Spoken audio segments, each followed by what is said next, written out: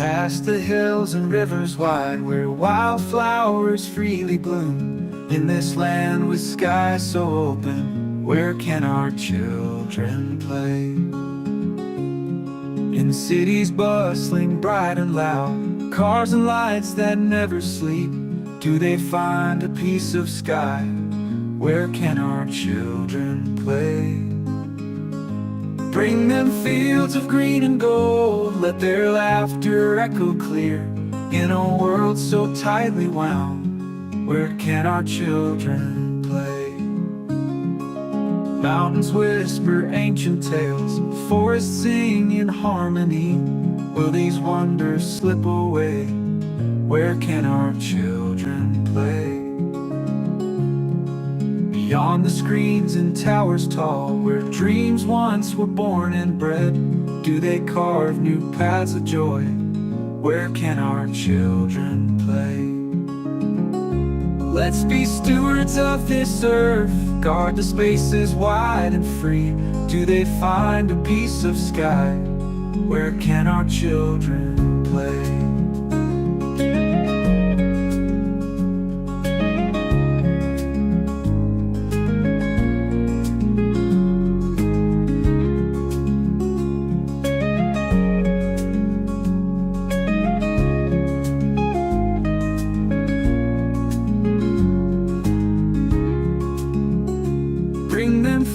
Of green and gold, let their laughter echo clear. In a world so tightly wound, where can our children play? Bring them fields of green and gold, let their laughter echo clear. In a world so tightly wound, where can our children play?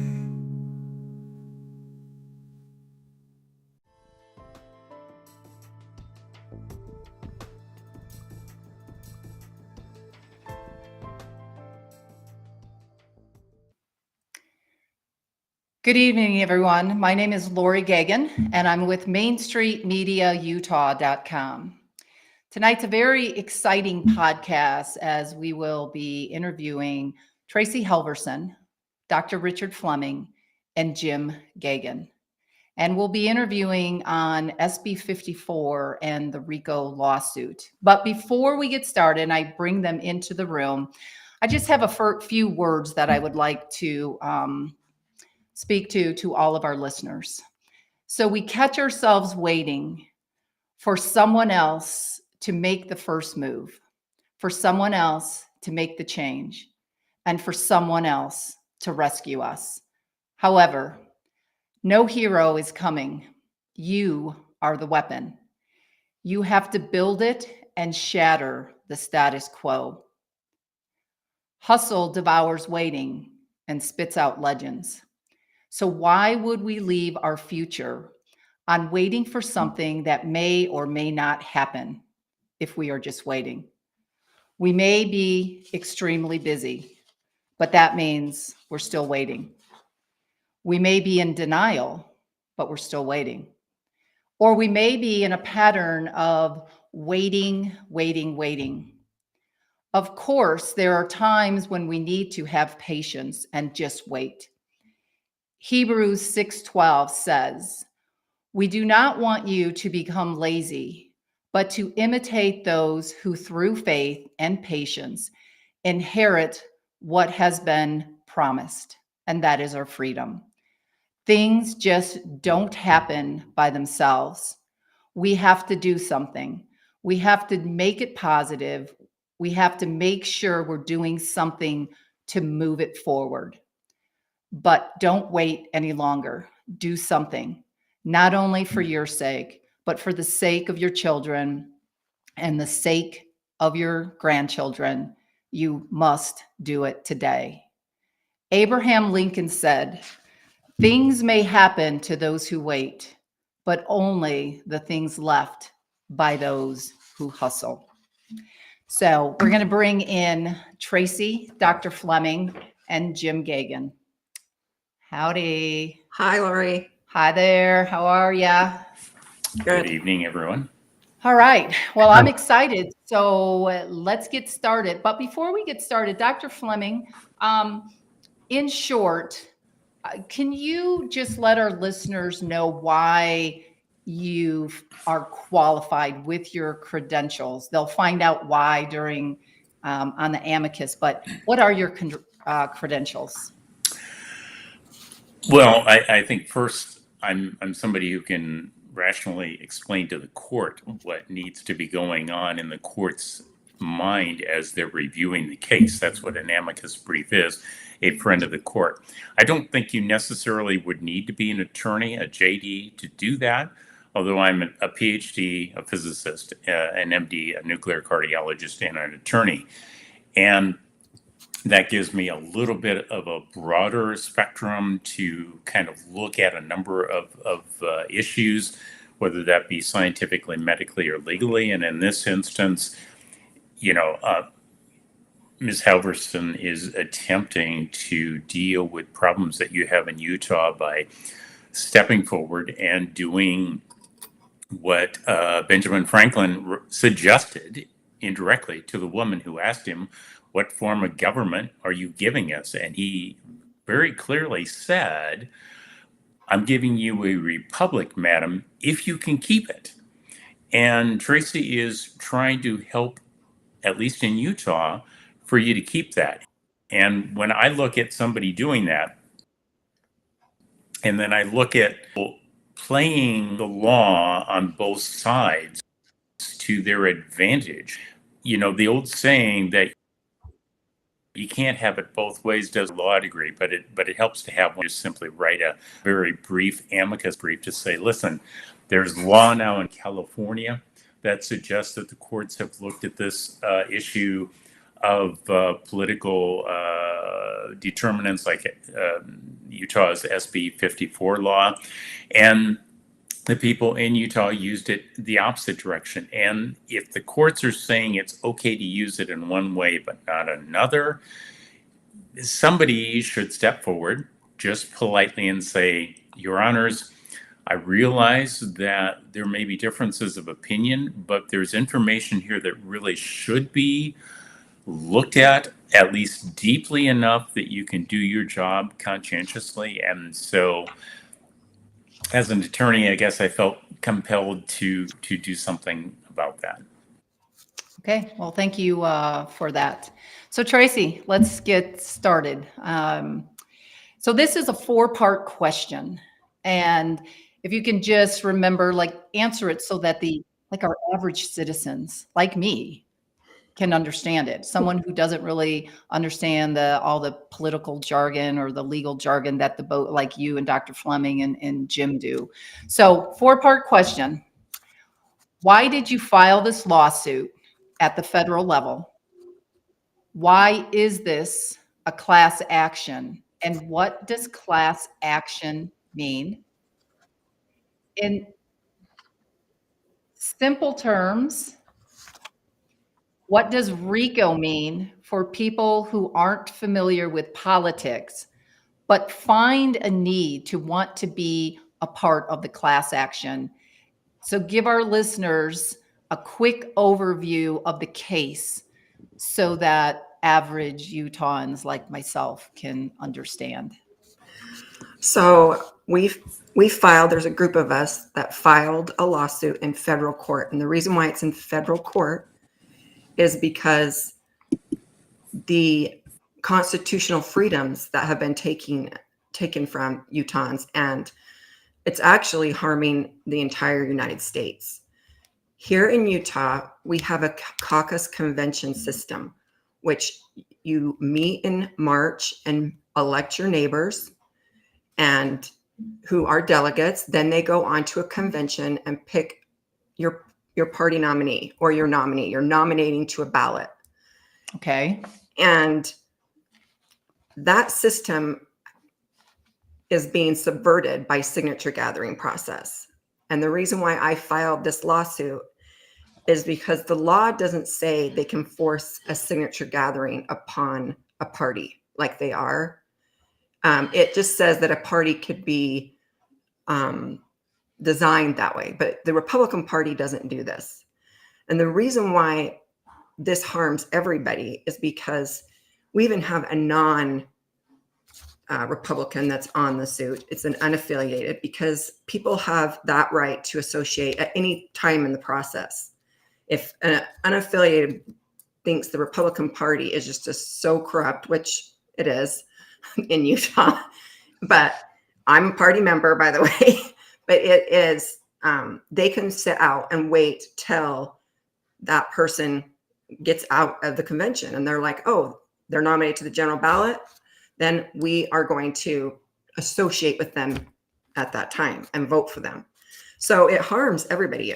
We have a plaintiff that is not a voter. He abstains from voting because he thinks the system is broken, and that is his right. But even though he abstains from voting, he still has the right and the constitutional rights to have a system that actually works. So that's why it's a class action. Anybody can join. It impacts a United States Senate seat. That was not, we have a person there that was disqualified during the convention process. Spencer Cox was disqualified through the convention process. So a lot of people ask, isn't this overturning an election? No, it's not, because an election never happened. Not a legal one, not a lawful one. So let me back up a second. Can you explain why Curtis and Cox were disqualified at the convention?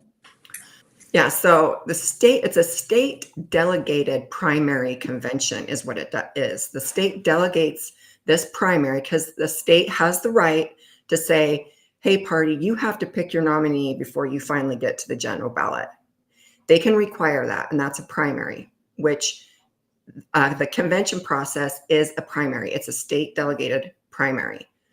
Okay. So when we went to convention under the internal nominating procedures of the Utah Republican Party, if you get 60% or more, you go directly to the ballot, the general ballot. You don't have to go to a primary. You're nominated to the general ballot. If you don't get 60%, if candidates don't get 60% or more, then the top two are nominated to a final primary ballot, which is the state issued ballot where the Republican Party, the whole party chooses. So Cox and John Curtis, Spencer Cox and John Curtis, were eliminated because two candidates got 60% or more, and that was Phil Lyman and Trent Staggs. They were nominated to the general ballot. What happened was Deidre Henderson usurped her authority. She was only supposed to take the names that were certified by the qualified political party, that's the Utah Republican Party, and place those names on which ballot that the party directs her to. But she usurped it and said, no, that there's a second chance for people that gathered signatures. And so she placed those candidates back onto a ballot and forced a second chance primary again, and then deemed herself and Cox and John Curtis the party nominee. So she created a counterfeit ballot and she put it in the mail. Wow. Tracie, So this I have affects a- everybody, making it a class action, because what you're dealing with aren't just some people whose names you mentioned, but it's the very concept about how American citizens in Utah, Utahns, but people around the country, how they get to choose who they get to vote for. Yeah. And we saw a lot of games played during the last election. When Robert Kennedy Jr. was trying to get on the ballot, there were games that were played that prevented him from being able to get on the ballot, in which case people who wanted to vote for him, that ability, that right that they have was taken away from them. And so the reason why this is a class action, not only for the state of Utah, but other states, is because you're supposed to have the right as a U.S. citizen to vote for who you want to vote for. And when the game is rigged so that you can't do that, then your right has been taken away from you. And one of the important things for people to, I think, understand is that if you have somebody who changes the rules in the middle of a game, and I don't, I'm old enough that we used to have an expression, people would just take their ball and go home if they were losing, right? And then you couldn't play because there was no ball to play baseball with or basketball or anything else. And that's kind of what happened here. They got upset, they took their ball, and they went home and they said, we're not going to play anymore. We're not going to participate. You can't be a part of this anymore because I'm just going to stop it. And what's concerning for me, and I just want to make sure that, not knowing how much time we have, I get this across. What's concerning to me is that if you have people that are in elected offices and they bend the rules to make certain that they continue to be in those offices, you need to realize that they're going to keep doing that because it's been successful. And once it's brought up legally and the courts say, no, you can keep doing that, you should ask yourself the question, how is it that these people that are in office will ever not be elected? Because they've Correct. already demonstrated they'll change the game. And if the courts say, yeah, you can do that, and the people, we the people, don't stand up and say, wait a minute, this is not how we play this game. We don't just grab the ball and run away and just, manipulate the game. We have to do this in a fair way. And that's part of what the amicus brief really emphasized. There needs to be a fair way. And if there's not, then everybody listening to this and everybody not listening to this who should be, their rights have been taken away from them. And it's much more than just the people who did it. It's the fact that they did it and they're getting away with it, and people need to stop it. So I'll turn that back over. And I'll add to that, Dr. Fleming, because I've had so many people tell me that, they took off work to go and vote. Some of the votes weren't even counted because somehow they ended up getting lost. But they just said, we took off time. We lost money to go vote. And if your vote's not going to count as a Utah citizen. This right to vote is a constitutional right. Correct. And if what they do is they do an end run to change the game, it's kind of like saying you've got an umpire, they call you out, they say strike three, you're out, and somebody comes in off the bench and says, you're out of here, umpire. I'm coming in. I'm going to change that, and I'm going to call it a ball, and they walk to first base. That's the same concept. Now, in one, it's a game. But in reality, politics is also a game, but it's a game about power, and it's a game that has consequence for everybody listening, because when you're in office and you have power and you can make laws and you can get money from people for laws that are passed and you can manipulate what's happening in your state, and then other people will look at you and say, well, we want to have a good life too, so tell us what rules we need to follow to live a comfortable life in your state. Well, is that fair for everybody else who wants to do it the correct way and doesn't want to, the term is brown nose people, right? To get what they want. But you're legitimizing, the system is currently legitimizing brown nosing and manipulation. And there are all sorts of good people out there that are listening to this who are probably thinking it didn't affect me. Well, it does affect you because it affected your right to vote. It affects your future. It affects your children's future because, like Walking Tall in the movie, when he stands there and he looks at the court, at the jury, and he says, if you allow them to do this to me, when he was running for sheriff, and then he rips open his shirt to show his bruises, then you give them the eternal right to do the same damn thing to any one of you. And if you don't get actively involved, you are legitimately allowing these people the right to do this over and over and over again. Because if you will not stand up to a bully, if you will not stand up and say this must be done fair, independent upon whether who's being elected in the process, it's the process of, are we going to do this fair in the United States and in Utah, which last I looked is still in the United States, or are we going to decide that we're going to have a free-for-all and whoever's in power can manipulate the rules, and that makes you a real king? And that means that everybody who allows that to happen has surrendered their sovereign rights and have accepted to become the new slave class of the country, and that's what will happen. And that's what's happened in Utah. It's more egregious because the lieutenant governor, I mean, she's over her own race. She's deciding who the monarchy is, and it's whoever this special elite class wants to pick, and whoever will run the same bills that they want that will benefit their businesses. So, you know, your mechanism of explaining how a candidate is selected in Utah by this dissociated SB54, where other states in California are making other rulings on the opposite of it. The reality here is that what just happened is they ran a race, and instead of having to run a mile for a mile race, they changed their finish line to a half mile, and were able to cross it and said, well, we win because we crossed the finish line. We got what we needed to run in the race. And we arbitrarily changed it because we have the power and authority to change the rules.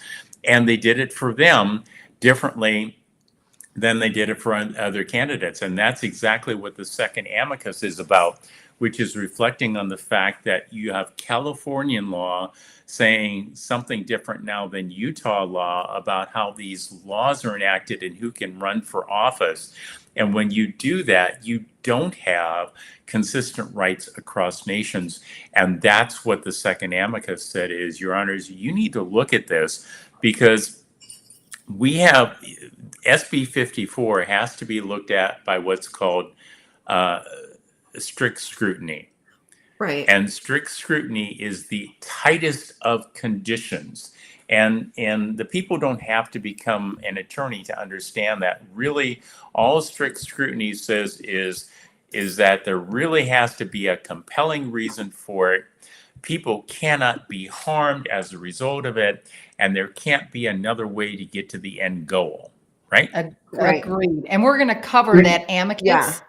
here. Can I just interject something? The case that you filed, I think a lot of people will say, okay, so the GOP had their rule, but state law circumvented it.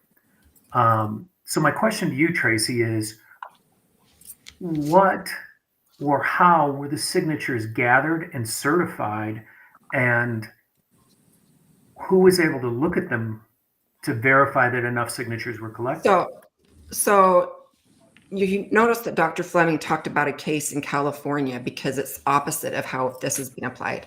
What people don't know is SB54 was neutered in 2015. It doesn't force the signature gathering upon the party. That's just the way they're applying it. That's why these rulings came out and said, there's nothing wrong with this election law. It's constitutional, because it doesn't say what they're doing. It doesn't say that the party has to accept signature gathering. It actually says a party can be designed either or both. It doesn't say you have to have it. But what Cox did in 2015, he said he didn't care what the law said. He was going to force the signature gathering, and he was going to put them on the ballot. Because the only way that, when the original SB54, what it allowed is it allowed the unaffiliated voter to vote in the Republican primary. So it was a quasi-jungle primary, and that allowed a signature gatherer to then get on the ballot. But in 2015, that was ruled unconstitutional. So in 2016, Bramble and McKay went back in and closed that and removed that ability. So that is the crux of this whole case is they cheated. They So- blatantly broke the law. Tracie, I have a question. Can you explain signature gathering? Because again, people who aren't following politics and don't even understand what SB54, what do you mean by that? And is there money involved in this so-called signature gathering? Yeah, the oligarchs, that's what I call them, of Utah. It's the richest people here. It's the Mitt Romney families. It's the Gail Miller family. They push this signature gathering as a way to confuse the people. It's a vehicle to confuse everybody, but they claim that you can gather signatures to access the Utah Republican Party primary ballot, but that is not true.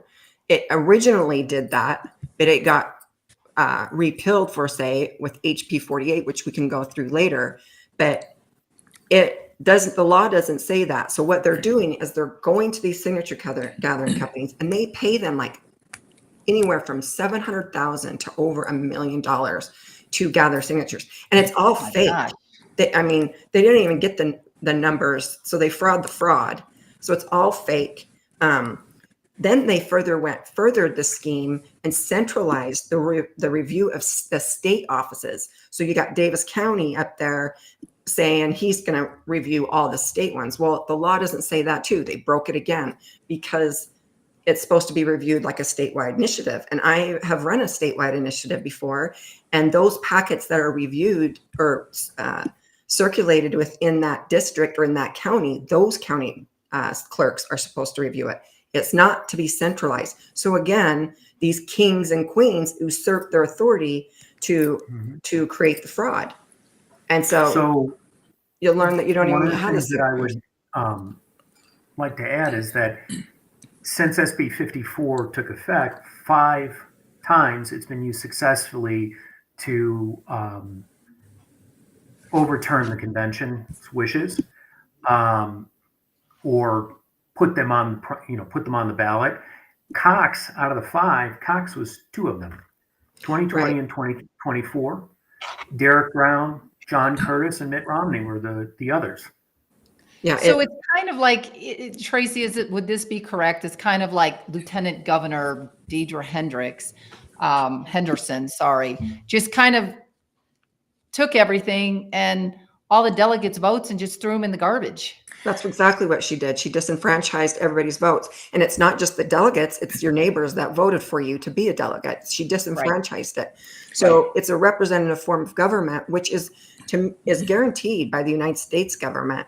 And that's why we've asked for the United States government to be joined in as a plaintiff, because they guaranteed us a representative form of government and our state is stealing it from us. And I think part of what Jim was emphasizing there is that the people counting the votes supposedly were the people benefiting by counting the votes, and they've never had to show for transparency the votes. So if you're the one responsible for counting the votes, the scenario that has developed is, well, of course we got enough votes. Oh, and we don't have to show you. Take our word for it. We got enough votes. Right? Yeah, that's exactly. So even if they hadn't, or even if they had, listen, if they had, you would think they would want to gladly open the books and say, here's my proof. Okay. Right. But it was all just an act. When they don't do But I mean, that, it if raises. And why would we even continue to do the conventions? Why would the state delegates say, listen, I was there and that went to well over midnight. Yeah. And why would you even want to continue if they're just going to steal it through SB 54? Right. So the general public, needs to be, I'm sorry, Jim. The general public needs to be on board with this and say, listen, if we're going to have a set of rules, let's at least have a set of rules and abide by them. But let's not keep changing the rules throughout the game to favor the person changing the rules, because that's what you've got. I think most people would agree. Fair and honest, consistent. Jim, please, didn't mean to interrupt there. No, that's okay. I just think that if Spencer Cox and Deidre wanted to put this to bed a long time ago, they would have done what Dr. Fleming just said. Hey, here's the votes. Take a look at them. See? But they wouldn't even do that. Right. And real quick, Laurie, can you pull up the website real quick? Sure. And we can And then I want to go back to asking you a question on this secret meeting. okay. at the Governor's And Mansion. we'll just navigate so people can know where real Okay. quick where they Perfect. how they can get there. So go to utahcorruption.com. This is our website where you can check back frequently because we're posting motions all the time that we are submitting. And sometimes the motions are easier to read and understand than the complaint. So you can read those and get the gist of the case. But here, join our class action. We'll have a video at the end that explains how you do it. Any donations to the legal fund, I don't make any money. I don't get anything. I'm doing this all for free because it's about freedom. It's going to go through to teach people, like use them for billboards, printing, flyers. This is a grassroots movement that we're doing.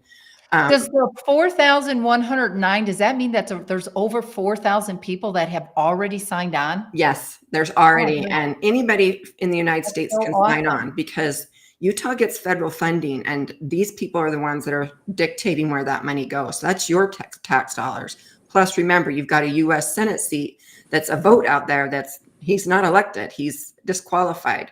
And then this is a real quick synopsis or like summary of the meaning of the case and what it's about. So you can read that. And then if you keep going down, you'll see down to where we filed the actual documents. You can click on there and there's a complaint. There's Dr. Fleming's amicus brief. And then there's the motions that are filed. If you click there, there's several of them. And then there's a list of all these exhibits. If you keep scrolling down, there's 92 exhibits there, but this is the website. So you can go to utahcorruption.com and sign on to join on. So Tracie, because you mentioned the exhibits, one of them has this like secret meeting that was held in the governor's mansion. So can you tell us a little bit about that? So that was when I realized, I think at first some of these people were just used as useful idiots. I'm sorry, but that's what they were, because I don't think they started out bad when they started out in their office. But in 2021, there was a bill ran that would have totally put a spoke into Cox and Deidre's lie that you can use the signature gathering process. It actually made it really clear that you could do convention only, but it required 2/3 to go directly to the general ballot. So it was changing the Republicans 60% to 2/3. Well, it was picking up steam and it was going to pass out of Senate. It was on its third reading. And when it's third and final reading, once it passes out, it goes to the House. And then if it passes the Senate in Utah, it typically passes in the House.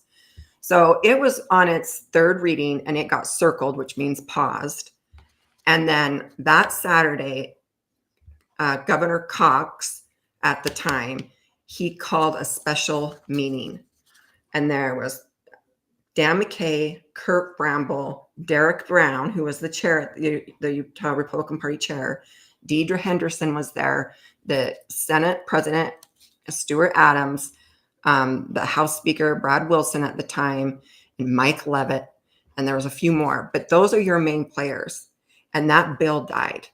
So if that bill would have passed back in 2021, if the legislative department would have done what it's supposed to and work without interference or influence from Governor Cox, that bill would have passed and there would have been no question with Trent Stacks and Phil Lyman because they got more than 2/3 at the convention. So it would have. So in other words, you're saying repeat behavior again. Yep. When they don't like the direction something's happening, they step in, stop the progress from the legitimate pathway. And all you have to do is if a bill or a statute or a law, all the same thing, has to be read 3 times to be approved before it goes to the next body. And if you stop it anywhere before then, that's the end of it. Mhm. The reality was, if it had already passed through twice, it was going to pass Yeah. the 3rd time. But if you change the rules, change who shows up, vote it down, you've stopped the problem. You've rewritten the rule again. So this is behavior. Yeah. These people have the same behavior over and over again. So And it didn't even like get brought back up. It didn't just yes. die. It just mysteriously disappeared into the disappeared. night. So it was taken care of. Yeah. Behavior is something that you can bring up in court as an attorney. Mhm. If you don't know somebody did something, what you can do is you can bring up their behavior. Why? Because the way people behave is what they do over and over and over again. So when I said earlier, don't expect these people to change their behavior if you don't address this problem now, because they're being reinforced for it. They're being positive. They're getting jobs. They're getting governorship and lieutenant governorship and all the perks that go along with it. They're getting reinforced for doing wrong. They're robbing the bank and getting money. They're going to be back for more money at the bank, or they're going to be back for another election. They have demonstrated this over and over again. There's a lot of things that you see in law, and I realize if you're not a lawyer, these are a whole set of rules. If you're not a physician, there's a whole set of rules. We all got that. Everybody who's out there working has a set of rules that you work with, that you're comfortable with, but other people are not. So just because this is law, and we use terms like amicus brief, which means friend of the court, or complaint, which means Tracie said, listen, here's what they did. I'm going to lay it out in order for you. That's my complaint, right? Before the court. And all the motions, those are all the procedural things. Can we change the rules? Can we stop it by saying, oh, no, you shouldn't let the case be heard because, well, we don't want you to hear it. So all Tracie is asking people to do, all Jim and Laurie and their friends are asking you to do, is to sign on and make your voices heard and say, let's hear the case. You're not Right. telling how the case is going to turn out. This is all about let's hear the case. Let's have our day in court for the people and the people's rights. We So, already Dr. know that the people in power have theirs. How about if we give the people a chance? Go ahead, Laurie. So, Dr. Fleming and Tracie, that you had an interesting point there. So, isn't it a conflict that you have a lieutenant governor that is handpicked by the governor to run on the same ticket, and you have no Secretary of State to independently run our elections? Yeah, it is a conflict because she can just decide who's on that ballot. That's why that was her job, is to certify the names to each ballot, and she usurped it and created a counterfeit ballot in Utah code. She's the only one that can really create a counterfeit ballot. It's the equivalent of the pitcher also being the umpire. Yep. Okay, they're all strikes. I don't care how far outside they were. There's 3 strikes, they're out. 3 strikes, they're out. 3 strikes, the inning's over. We go to my team. When you get to be the pitcher and call the strikes, which is exactly what we're talking about here, the game's rigged, and the other team doesn't stand a chance unless they somehow jump in front of the ball and try and get a base on ball and keep doing that. But the reality is, I think this is a good analogy for people to see. You're sitting in the stands, you paid to come watch the baseball game, and the pitcher is the umpire. And you're with the visiting team. Yeah. Do you have any comments on that, Jim?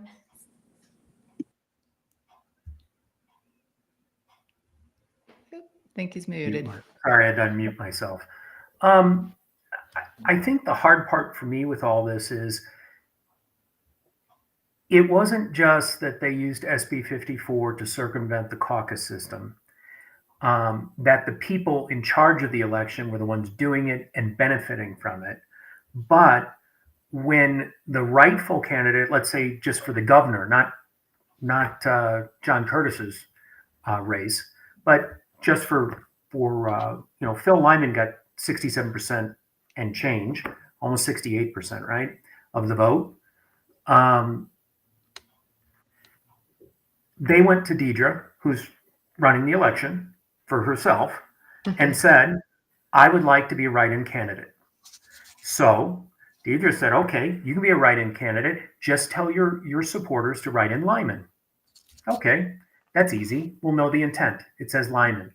And then Deidre put not one, but two, a mother and her son, who my understanding was a telemarketer working out of her basement, as governor and lieutenant governor, both named Lyman, which meant all of those write-in votes would be canceled by the people running the election because they would say, well, I have no idea which Lyman, because they just all wrote Lyman in.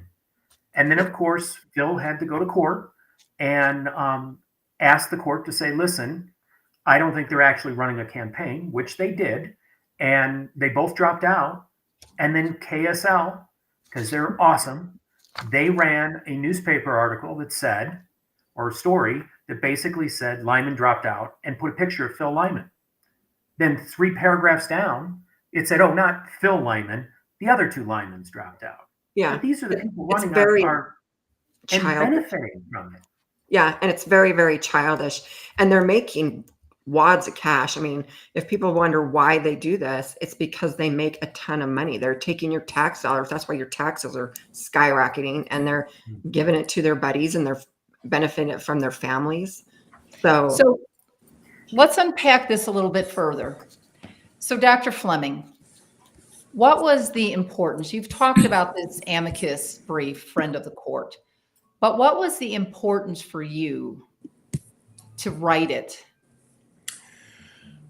Well, there were 2 amicus briefs that I wrote. The first one simply said, listen, I realize that there's a lot of activity going on behind the scenes in the legal system of Utah, trying to not even hear this case. And so the first amicus brief is simply stating, listen, there's enough credible information in the complaint, in the original statement of facts that Tracie submitted, to say, please, courts, give us a case. Let us prove our case in court. Let the defendants prove their case in court. But let's at least do it the way that the founding fathers said we should, which is when we have disputes, and particularly when there's questions about the political system, who's supposed to intervene? Courts are supposed to come in and say, is it being done legally? So the first amicus brief was, listen, I'm not telling you how to decide this. I'm just simply stating an objective observer who has enough legal knowledge to know whether there's information here is telling you on the record that you should hear this case, period. The second one was filed because I just get tired of people cheating. The reality is you can't play the law. You can play the law both ways and get by with it if the people won't hold you accountable. right. And Tracie's trying to hold them accountable, and she's begging you. I mean, this is, listen, hand in hand. And by the way, if you think I'm getting any money off this, no, I don't. Not a penny, and they don't even make those anymore. The reality here is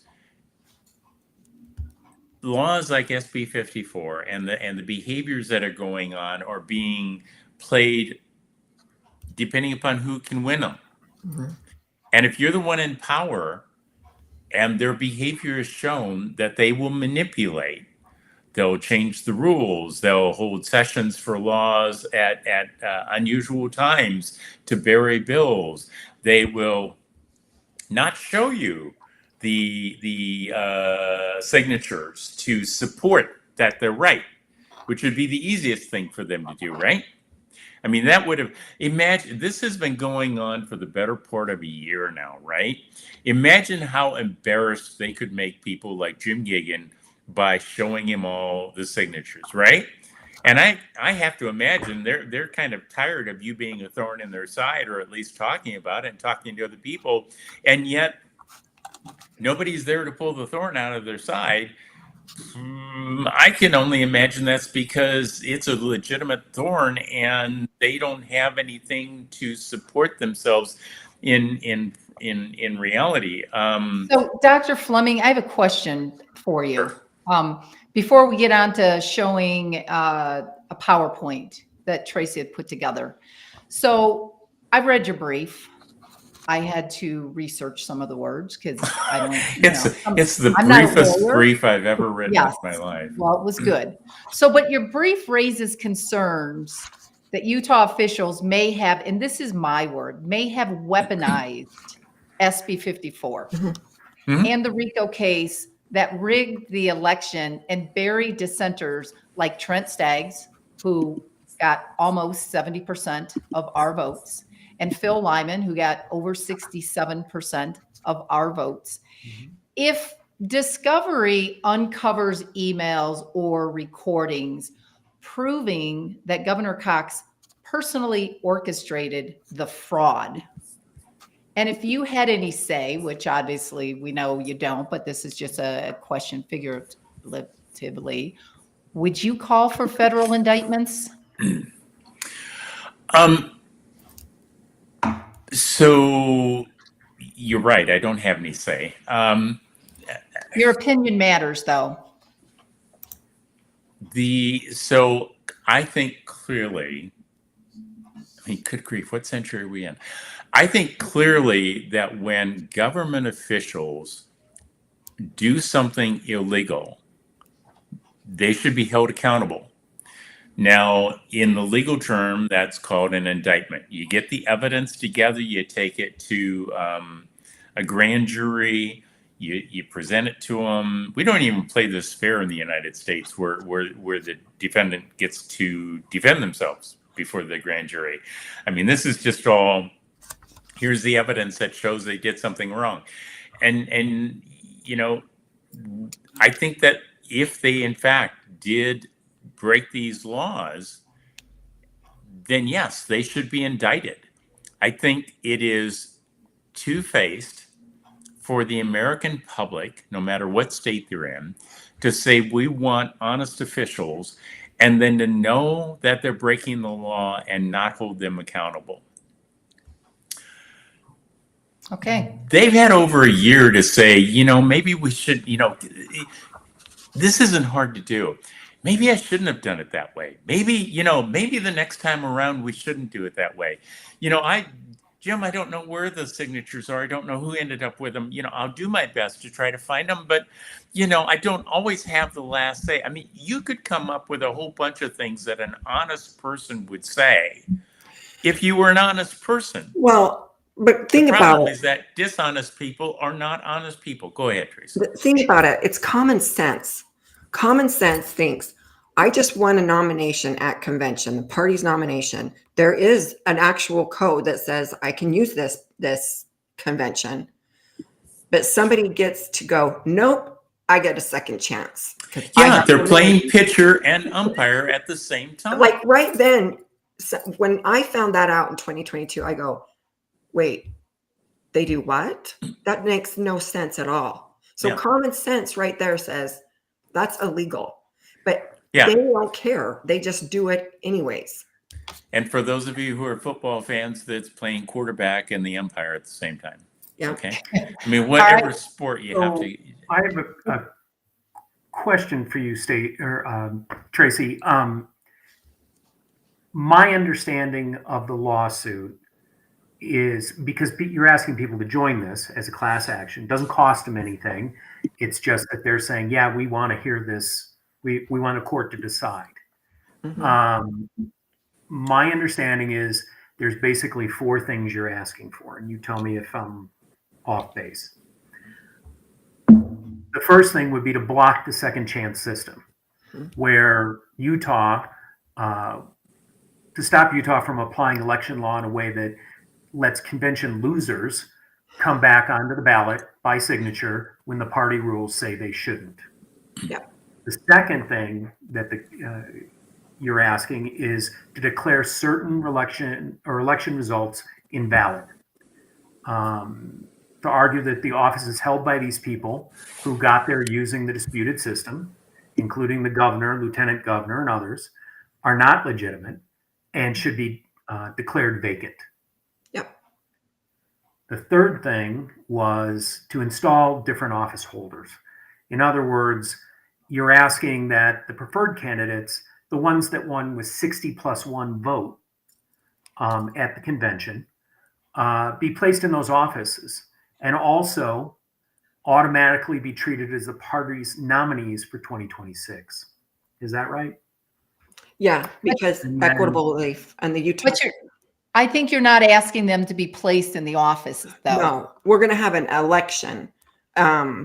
It would be Sure. held in 2026 because the Utah state constitution, it has rules to say what happens if that office becomes vacant during the middle of the term.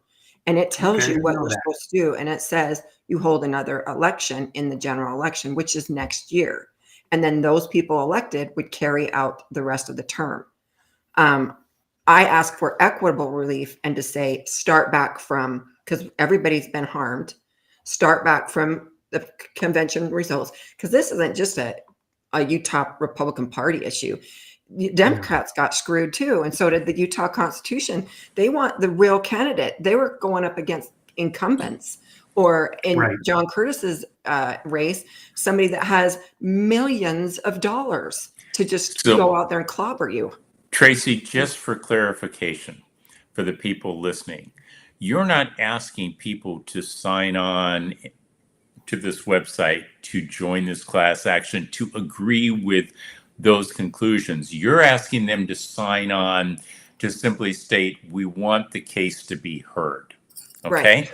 So they don't have to agree with any of those points you just said. They just simply have to agree with the idea that, you know, something here doesn't seem like it followed the rules the way it was supposed to be done, and we want the evidence presented to a court to find out, did everybody play by the rules or didn't they? And Well- if they didn't, then we'll go the next step to deal with how we address with that. And if they did, so be it. But at least for the honest citizens who want the country to be honest and the state of Utah to be honest and the courts to be honest, you're asking them to sign on to say, we want this heard because we believe there's evidence that a big wrong was done to all of us, in that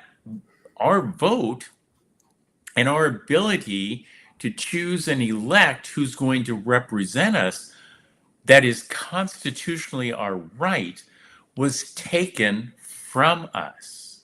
Correct? Yeah, well, it is a class action. So the people are joining, they are going to say they've been harmed. Like they have been harmed because their federal tax dollars are getting used by Right. these people that weren't even there. So Right. But that's different than what's the final conclusion that the court will make. It is, right. we feel we've been harmed. Our rights have been taken from us. They didn't follow the rules. Everything that we have been told since we were born about voting and how it's done, and it's honest and it's legitimate, and they won't come in and be both the quarterback and the referee, or the pitcher and the umpire at the same time, that even these people have to play by the rules the way the rules are set up. That just because they're politicians there's not a special set of laws for these folks. They have to, acknowledge our rights as U.S. citizens and Utahns voting, right? Right. And, Right. you know, Well, and and the I think department, that go ahead. I was just going to say, I think when you look at Lieutenant Governor Henderson, she should have brought the receipts, and she didn't. She said instead, doubt the doubters, and we're a gold standard of integrity in elections. But Right. when asked about it, they just ignored the voters. Right. It was just all a facade. The signature gathering process didn't count. It didn't apply to them. And so it was just all motions because they knew that they're the ones that are going to win. They knew they were, I mean, we're going to pick ourselves. We'll just act like this is a real election and do a song and dance. And, oh, we'll use signature gathering. Yeah, we can use that. We're real. We're real. Because that's what the whole case is about, is a RICO case. What happened is she created a counterfeit ballot and then she put it in the mail. When she placed those names on there that were disqualified, she had no authority. I don't care if they gathered signatures because the Utah Republican Party does not use signature gathering. And there is a law that says you cannot construe that law to actually violate the internal proceedings of a party. So she's breaking the law. She knows she's breaking the law and she doesn't care. And so then they took to the social medias, and to earn your vote and to earn Utahns' vote, they wanted to make it look like they were legitimate candidates when they weren't. They never were. They were disqualified at the convention. No signature gathering process applies. And then they frauded the fraud at that anyways. But that is wire fraud. When somebody takes to wire and sends emails and they're wanting your vote, that is something very valuable. And so they're earning your vote that way, making you think that they're legitimate candidates when they weren't. That's wire fraud. And there you've got your RICO. And then you have the conspiracy of it. You have the people that are trying to stifle dissent. So like me, they tried to arrest me when I said the law doesn't apply that way. You need to stand up and say, no, you can't do that. Instead, they tried to stifle my speech by having me arrested. And so if you have a executive department that's willing to cheat, a judicial department that's willing to protect it because they unlawfully dismissed Phil Lyman's petition challenging the primary results, and if you have a legislative department that won't do anything, you pretty much can do whatever you want. And that's what Utah has right now. And so the United States government promised us a representative form of government. We don't have it. And that's why we did a motion to join them as a plaintiff. So it's more fundamental than that, Tracie. The United States government didn't guarantee what you just said. The states had to say, we agree with what you're telling us we need to have in our states to become a state of the United States of America. Okay, this is a covenant agreement with the states and the federal government. Well, so Article the state 4 of Utah had to turn around to the federal government and say, we agree to hold elections in the way that you state we must hold elections so that we can become the state of Utah in the United States. Okay, that's more fundamental, I think, to the issue of what's happening in Utah. The state broke its covenant with the federal government. That brings the federal government in directly because the federal government has been damaged in that it made the agreement. Utah, you want to become a member of the United States, these are the rules. And yet, Utah lied is what it amounts to. And so if you're a citizen in the state of Utah right now, you should be wondering if the federal government of the United States ever figures out that Utah lied and didn't keep its promise when it signed on as a state and didn't solve the problem itself, there could be some real ramifications for the state of Utah. And I think we currently live in an environment where those types of ramifications might come back to bite the state of Utah. Yeah. And that leads into a lot of people saying, well, this case has already been heard. SB54 has been heard. And that's why I want to talk about the dissenting opinion in all that in those cases. So we'll pull up the PowerPoint. Yeah. Because the party was the one that sued. And so there was really no constitutional harm because the law did not require that the signature gathering be forced upon the party. The law never said that. So that's why they kept saying there's nothing wrong with this law, if SB 54. Plus it had been further changed. But Justice Timkovich could see how it was being applied. But he's like, well, it's not right because it was the party that sued. The party wasn't the one that's being harmed. It's actually the application harming the members of it and then everybody in Utah. And so then go to the next slide, if you will. That he almost predicted what would happen the way that they applied this application and the signature gatherer. He says it's very real. Like neighborhood caucus meetings are a communitarian affair and with shared prayer, competition, and delegate slots.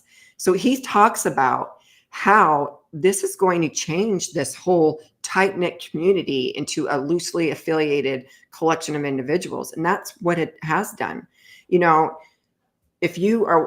my senator knows who I am. I'm a delegate. He knows who I am. But if he knows that he can circumvent, because if I want to unseat him because of his shenanigans that he did, like he passed the new state flag, he's done a couple other terrible bills. If I wanted to unseat him, I could go at convention, I could rally the people and tell them what he's been doing. And everybody in that district Senate district could unseat him with a more conservative person because you've got the power to the people. Right now, if you have $1 million, just go gather signatures and they'll just change the result of the convention process. So he really did do a good job. And go to the next slide, if you will. So he talks about how it's going to change who actually comes out of who the party was actually wanting. So when he says nominees and nominee positions other than those the party would choose is left to its own devices. That means that the party picks its nominee through the convention process. That's our process. That's who we had come out of the convention process. And now we are stuck with somebody that we don't even want to associate with. Like Cox would have never been our pick. So he really got talks booed off about the it. stage and couldn't even come back the second time. Yeah, he got booed off because we've seen what he's been doing, especially during COVID. He stole all that COVID money. He walked off stage and sent proxies up for the other votes at the convention because he knew he was going to collect signatures and he knew that it didn't matter. He would be the nominee. Yeah, he didn't need us. And so the next slide, I don't even know how many slides I put together, but he's like predicting what's going on. This is a 2018 dissenting opinion from Justice Timkovich. He says that we're going to have to associate with an unwanted candidate. We didn't want Cox. That was not how our party chooses our nominee. And it even said, he talks about how as long as the person has by fame and fortune. Yeah, if you're rich and everybody knows that your name, I mean, they have their own cameras that follow them around now, and they pay this company to do their videos for them and make them sound so great, and they push this propaganda. So if you have that stuff, you can beat the system. And I think the next slide, what's the next slide? And, you know, going back to the COVID money, he should make record of where it is. Yeah, there's another guy out there that has been exposing that he's been giving money to his own family. Spencer Cox gave like $27 million to his own family. They own Cox Enterprise, and it's this telecommunication company. But when you say give money, you're saying contracts. Yeah, through contracts. They're like, Yeah. there's no big contracts. And then it says the judge even predicts that it's going to be divisive within the party ranks. Can you tell me how divided this party is? I mean, I have a friend right now going through some crap that just because they're attacking her because she is a Phil Lyman supporter and they are attacking her. It's so divided because you've got the elitists and the regular people that want just free and fair elections. And you've got the elitists that say, no, we know which candidates work best because they're going to run our state with it. And then the final thing I want to show, I think the next slide is, oh no, there's one more. So he even says fueling in party strife. But this final slide, it's HB 48. And I think a lot of people don't know about it. It's in the 2016. That is what took the ability of signature gathering away. Tracie, what does HB mean for House listeners? bill. And so House Thank bill you. is what the legislature runs. And they had to run this bill because the judge had determined that the unaffiliated voting in your primary was unconstitutional. So that took the primary back to a closed primary. And that means that the Utah Republican Party can pick its nominees the way it wants to. But the way they're applying the law is unlawful, first of all, and unconstitutional. So when you talk about indictments, this civil case is just opening the door, in my opinion. Okay. So that's all I wanted to go over, is to remind the people that they didn't even have the authority to use signature gathering, and they did. So before we go to the final, where we're going to walk people through how to sign on so that they can make sure that their voice is heard, is what Dr. Fleming was saying. Jim, Dr. Fleming, do you have anything before we go into showing people how to sign on? And Tracie, one more thing. You mentioned RICO a few times. Can you just explain RICO, what it means, just one more time for our listeners? It's racketeer, influence, and corrupt organization. And that's exactly what we have. It's the mob. It's the mafia. You stay in, you want your preferred candidates in office so they can continue to steal your taxes, steal your money, and feed it back to their companies. Meanwhile, they're getting richer and richer and richer, while we, the people, are getting poorer and poorer because they keep upping our taxes. And are there any other RICO cases like yours here in the United States? Not that I know of, but Katie Hodges, I heard, is under investigation, and that's Deidre Henderson's best friend. Well, maybe they'll share time together. It's interesting, and we haven't talked about like New Hampshire versus Maine, where the courts basically ruled that you couldn't prevent a case from being heard when there were inconsistencies in how cases were being ruled. And so the term, frequently what somebody would do is they will come up with, that case has been heard somewhere else before and a court already ruled on it. And that's what judiciary estoppel, some other terms for depending upon the courts that it's in. But the function of people like me and my area in law, what I specialized in as a student was intellectual property, constitutional law, and appellate law. So that most of the time you're looking at a federal case in district court, it's where the facts are presented. And then there's a problem with how it's done, and then it goes to appellate, which is we argue procedures. Was everything done appropriately? And this is where I would argue even more so that my area of interest applies here, because the procedure and how all of this was done is what was wrong. they circumvented the correct procedures for carrying through the election law and getting it done. So that's why my area of interest with that. But they can't prevent it from being heard when there's inconsistencies. And the appellate process is where you look at something and say, okay, I understand that there was this ruling, but it was in this one particular environment.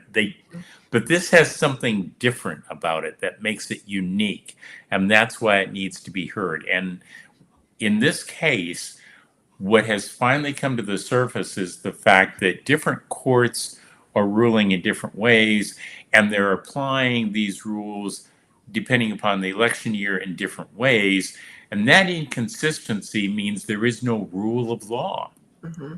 And the fundamental concept that you get, I think, almost day one when you enter law college is the rule of law. We have to have rules or it's all chaos. Aristotle, law is justice free of emotion, Yeah,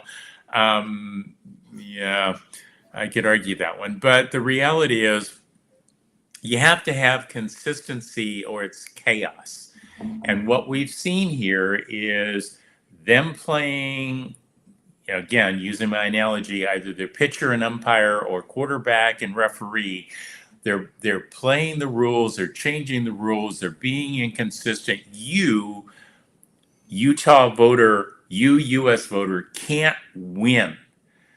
Under these circumstances, it has been determined that it doesn't matter what you want, you can't win. You can go to the ballot box and you can do whatever you want to, but they have decided the outcome before you will ever get there.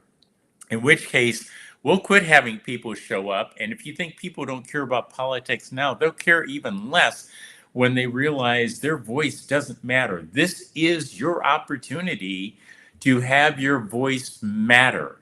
You're not doing this for me. You're not doing it for Tracie. You're not doing it for anybody but yourself and the people you care about. And if you let them down, you're letting yourself and the people down most important to you, not me. And Jill Watson has a valid point. She wanted to just chime in on this, Tracie. Well, if Jill Watson has a valid point, I would love to hear it. I just want to say to the audience, this is very layman terms, it doesn't matter if it's Democrat, Republican, Freedom Caucus, even communist. Everybody has a right to assemble. And this whole point is anybody who nominated their people by their rules should have gone to the general ballot, period, of the story. And the people that forced this illegitimate direct primary by making the illusion of these signatures, basically they should have been write-ins. That's the whole point. They can be write-ins if they want to, but Right. they forced our choice. They canceled my vote. And like I said, I don't care what party you're from, you have a right to send your people to the primary. We didn't get to send our choice to the primary. And by them getting away with To the this, general. Yeah. general. And by getting away with this, the whole point which Fleming just explained to you so well is if it cancels our vote, then it doesn't count.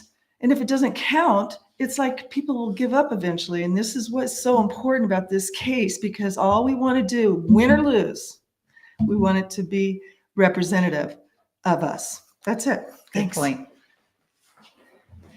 So Tracie, we're going to show the video and then we're just going to come back to for one last comment. So can you show the video?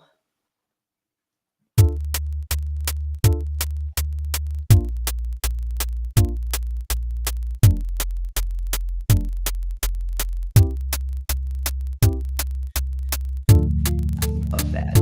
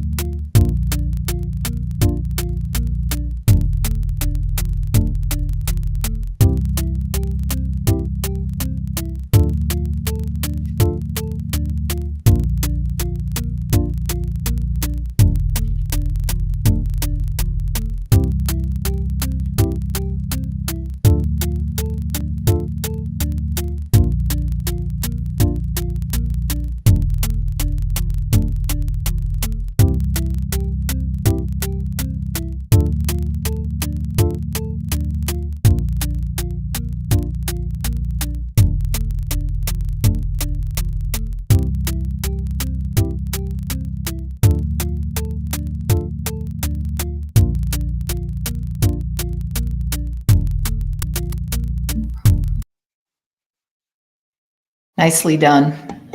Yes, good video. So Jim, Tracie, Dr. Fleming, any last words to our listeners?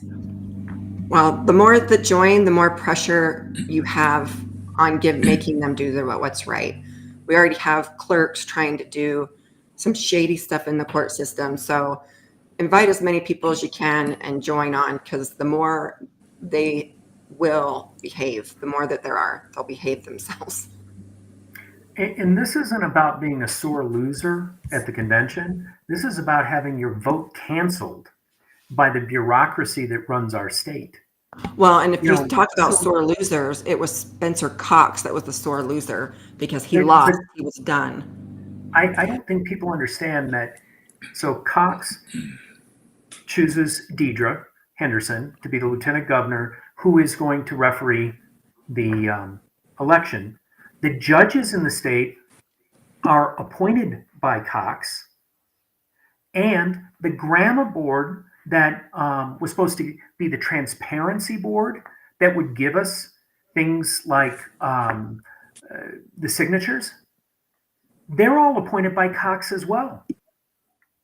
And you can go back and look, but Cox over the last few years has been advocating that he also would get to appoint the attorney general.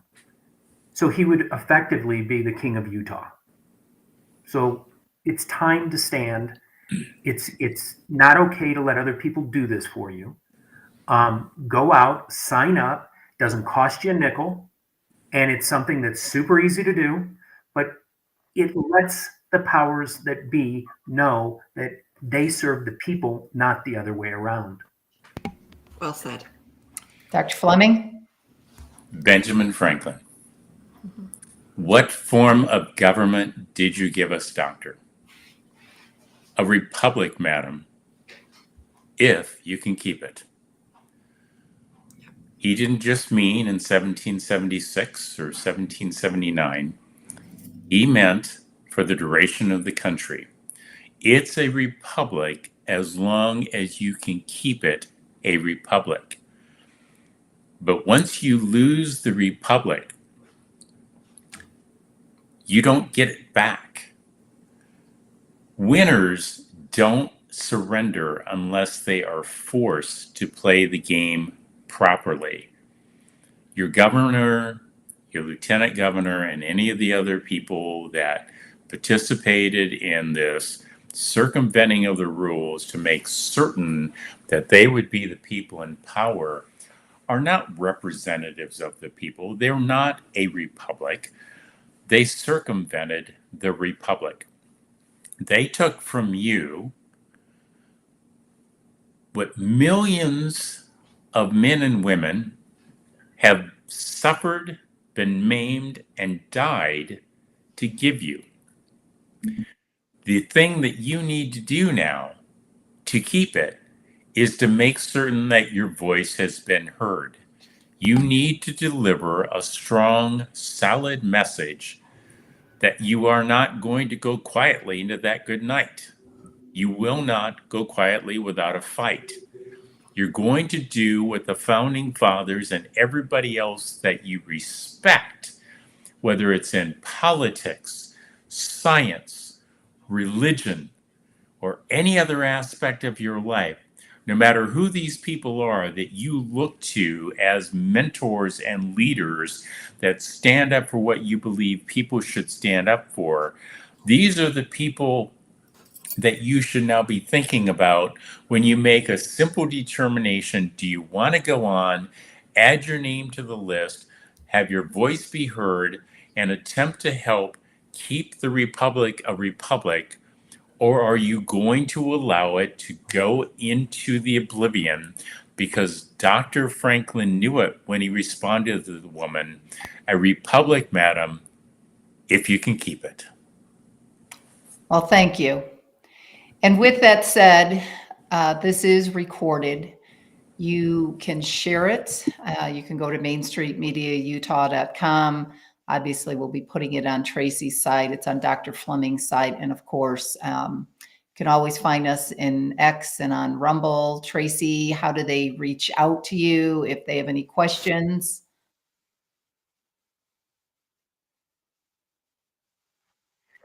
You can find me on X, Tracie Halvorsen, or you can, once you submit into the case, we can reach out that way too. Also, you can find me at utahcorruption.com. Okay. And Jim Gagan, what's your X handle? Because you've got a lot of followers. Utah Papa on X. All right. And Dr. The Fleming? only thing I'd like to say before we get off is, Tracie, thank you for taking a stand for all of us in Utah. It's a lot of work. You're not getting paid for it.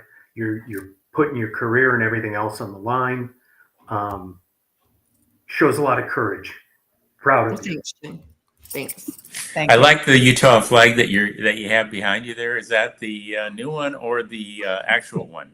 It's the actual one. It's not the communist one that they rose up when they conquered us. So, All right. That's a wrap. utahcorruption.com. Please share this video and reach out to Tracie Halvorsen if you have any questions. And as always, Dr. Fleming, it's always an honor having you on our Rumble podcast, Utah Corruption. So with that said, good night, everybody, and thank you for spending your time. Bring them fields of green and gold, let their laughter echo clear. In a world so tightly wound, where can our children play? Bring them fields of green and gold, let their laughter echo clear. In a world so tightly wound, where can our children